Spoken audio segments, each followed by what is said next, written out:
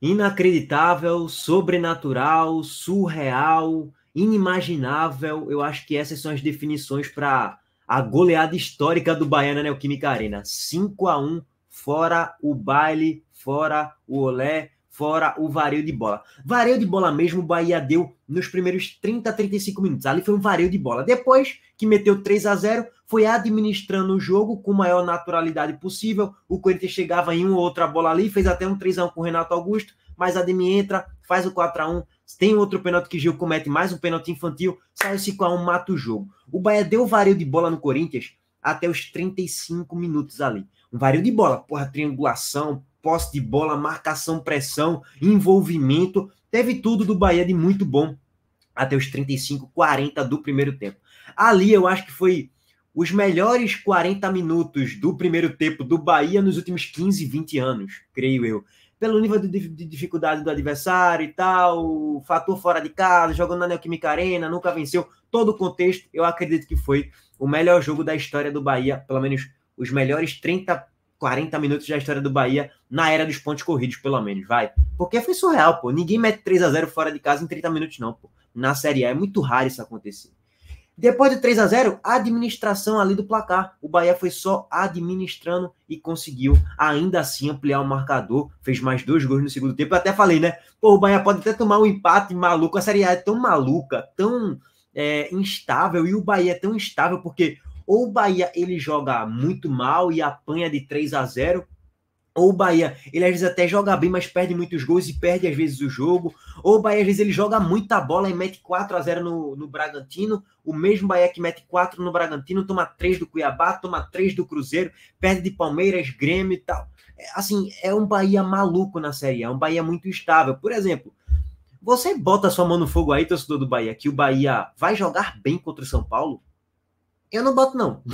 Quem quiser colocar, que bote aí, beleza. Vai com a tendência que faça mesmo, tá? Pela questão óbvia. Pô, jogou muito bem contra o Corinthians na Neoquímica Arena. Eu vou jogar com o apoio do meu torcedor na Fonte Nova. Eu vindo grande, com moral, 5-1, fora do G4, do Z4, né? Nesse momento tá fora do Z4. Pode até ser que o Vasco empatando, o Cruzeiro empatando, o Bahia volte pra zona e aí fica aquele clima de tensão na Fonte Nova. Pode até ser que o Bahia jogue mal e tal, mas a tendência é que, de fato, melhore um pouco mais agora e que possa fazer um bom jogo contra o São Paulo e pode até vencer. Mas o Bahia é tão instável, tão instável, tão instável, que você não sabe o que vai acontecer contra o São Paulo. Contra o Corinthians, quando terminou o primeiro tempo, eu abri a live aqui do intervalo e até falei, cara, não vai me surpreender se o Bahia tomar um empate.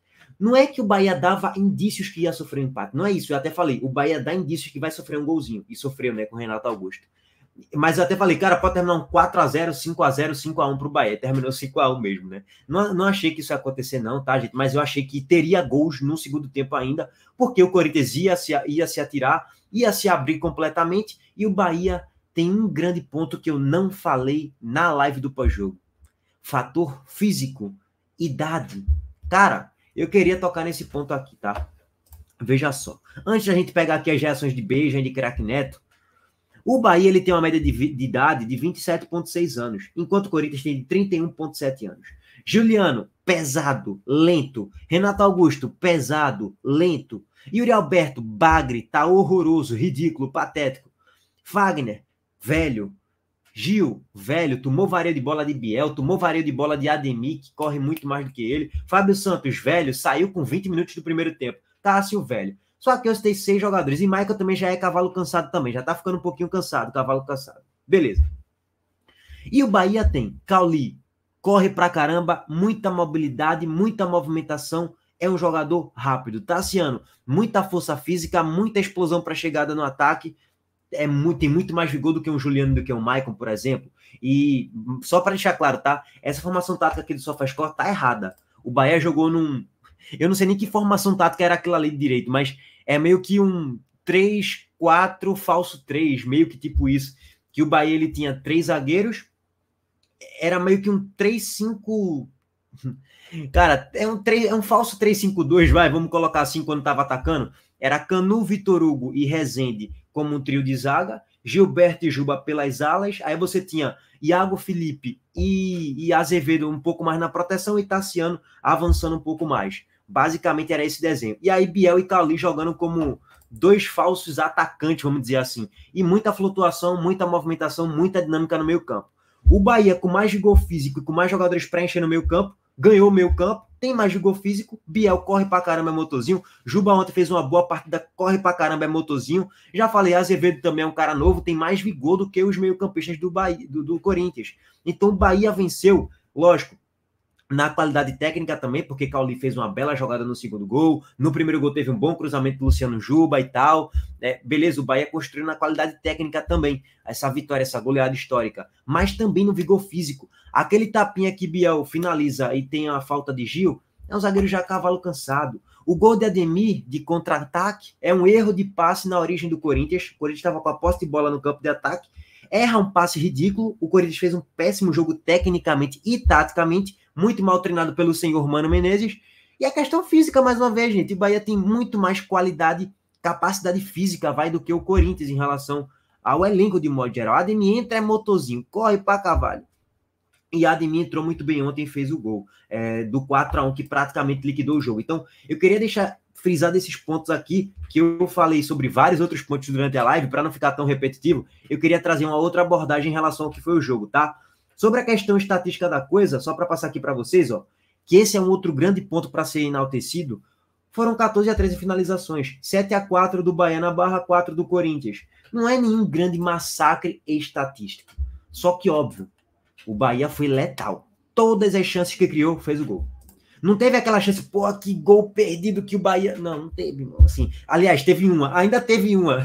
O Bahia poderia ainda assim fazer 6-1, que foi a de Cauli, que ele recebe o passe de Juba, finaliza ali na marca da Cal e sai um desvio, acho que foi de Maicon, que se atirou na bola, a bola bate nele e vai para fora. Tava praticamente sem goleiro ali. O Bahia poderia até ter ampliado o marcador no primeiro tempo para um 4-0. Então, assim, teve um gol impedido de Tassiano e tal, mas foi impedido, né? Não conta como gol perdido, até porque foi gol, mas foi impedido. Então, assim, o Bahia criou...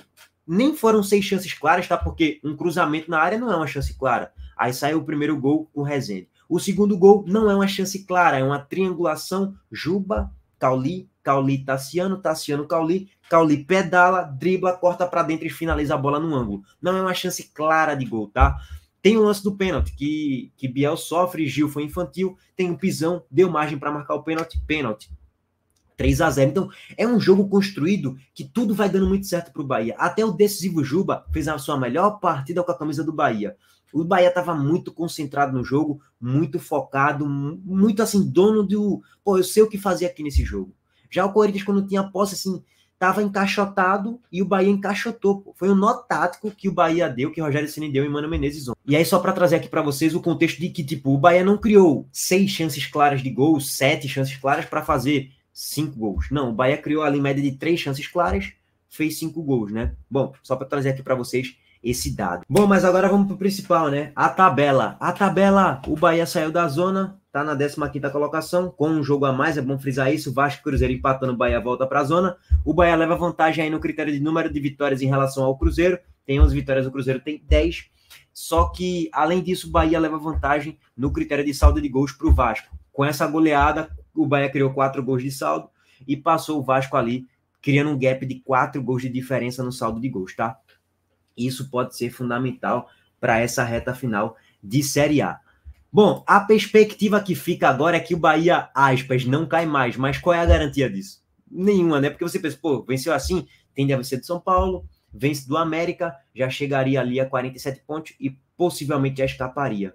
Só que é aquilo, a Série A é tão maluca que é capaz do Bahia fazer um péssimo jogo contra o São Paulo e perder o jogo. Sei lá, é a maluquice, gente. É a maluquice da Série A, tá? Bom, destaques individuais... Cauli, para mim, um dos melhores em campo, fez gol, deu assistências. Tassiano foi muito importante também, converteu as cobranças de pênalti com muita frieza, até porque estava enfrentando um goleiro que é especialista em defender cobranças de pênalti, e ele fez 2 gols. Tassiano tem que estar nesse top 3 aí. Acho que é isso, cara, assim, de destaque mesmo, pela participação em gol e tal, é isso. Juba fez um bom jogo e tal, de modo geral. Os volantes, uma boa partida de Azevedo. Os zagueiros, bem de modo geral ali. Sim, é uma boa partida de todo mundo de modo geral. É uma partida perfeita de almanaque do Bahia. Quando é que esse jogo vai se repetir? Eu acho que nunca mais. Tô brincando, não sei, pô. Mas vai demorar muito você fazer um 5-1 da forma como foi, impositiva, né, marcando pressão. Quando perdia a bola, já marcava no campo de ataque, não se acomodou, não se acovardou, mesmo depois de fazer 1-0, 2-0, 3-0. Beleza, administrou. Qualquer time do mundo vai fazer isso. E mesmo assim, fez o quarto, fez o quinto, poderia fazer o sexto. Então o Bahia não se acomodou, não se acovardou e acabou merecendo golear de forma convincente, construtiva, esse 5-1, tá? Poderia ser até um pouquinho mais, mas o 5-1 traduz o que foi o jogo mesmo, tá, gente? Projeção, rapidamente. A projeção sobe um pouquinho, né? Óbvio, tem que ver o desenrolar da rodada, ainda vai ter jogo do Cruzeiro, do Vasco e tal, mas o Bahia, ele pelo percentual, tem 39% de aproveitamento ali. Vamos jogar aqui 39% de aproveitamento para 114, dá na média de entre 44 a 45 pontos, ou seja, para você cravar mesmo pela projeção, pelo percentual, você tem que fazer ali 46. Óbvio, isso aqui é para margem de segurança. E aí, para o próprio Corinthians precisaria de 2 pontos. O Inter, 3 pontos. O Fortaleza, 2 pontos. O Santos, 4 pontos. Aí, daí para baixo, já aumenta um pouquinho a quantidade de pontos necessários para ficar, né, na Série A.